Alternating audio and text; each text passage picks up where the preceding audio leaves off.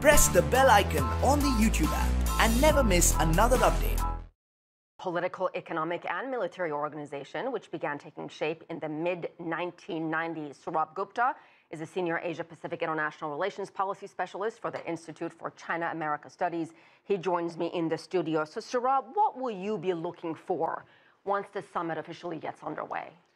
I'm generally looking for the rapport between the leaders out there. Obviously, the leaders who have been coming to the SCO summit for all these many years, particularly President Putin and President Xi, they built up a great rapport, but there are going to be two new members joining and two new members who have their own controversies. India and Pakistan. Absolutely, who have their own controversies amongst themselves, disputes, and who have uncertain, India particularly has somewhat uncertain relations with China over the past few years. And so I'll be watching what the rapport is with these new entrants and how do these new entrants comport with the larger group out there. So how much focus will be on security issues here? Security issues obviously will be a huge issue simply because Afghanistan is just not doing well. And one of the main goals is to have all the players who have some interest in the Afghan issue at the table out there. Not that a problem is going to be solved, but again, it helps create communication among some of these leaders. So security is going to be a very important aspect of this, but of course also on the economic side with the Belt and Road Initiative, which President Xi has raised to such a high level. Obviously, Central Asia is a great testing ground for that. Also, perhaps Afghanistan. What about Iran? Where does membership stand as far as Iran joining the organization? Iran's entry in the organization down the line would be a great thing. It's right. Why? It would be a great thing because Iran has been an outcast in the international system and wants to come back from the cold and be part of the system. I think they have done quite fair. The clerical regime has done a fair amount of reform, and particularly after the nuclear deal, I think the time has come to embrace them rather than keep them out of the tent. If we can get more responsible behavior from Iran, that would be great.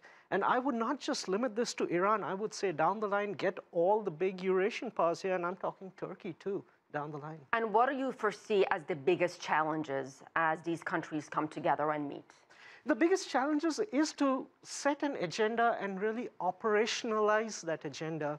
We know they talk. What do you mean by that, operationalize that agenda? They talk security, they talk economics. We have the Belt and Road Forum. We talk in regard to Afghanistan, the issues out there, and they've talked for a long time about extremism, religious extremism, terrorism, separatism. They've managed those and kept that under control in the SCO states, in the existing SCO states. But how can these countries come together and do something useful in Afghanistan, especially if there is a US drawdown and the US seems to have lost momentum out there? What really can they do in bringing a new dawn to Afghanistan? We need to see some solutions out there.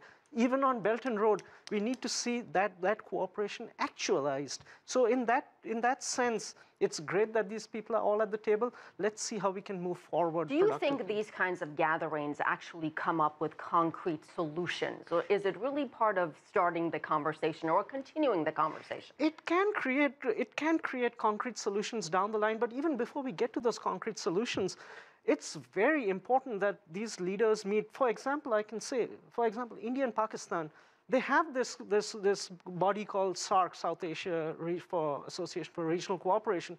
Meetings are kind of fitful, don't happen always. The few meetings that do happen when the Indians and Pakistanis are there, it gives an occasion for them, the prime ministers, to meet and actually have a conversation one-on-one on the side privately. And for India and Pakistan, that is tremendous. That's tremendous. And even for India and China, they've had their tensions, but now they're in so many bodies, the G20, the BRICS, the SCO. These have really allowed them to put a floor under disagreements because at the highest levels, the two leaders have good rapport. And that's very, very important. Saurabh Gupta, always a pleasure. Thank you so much. Thank you.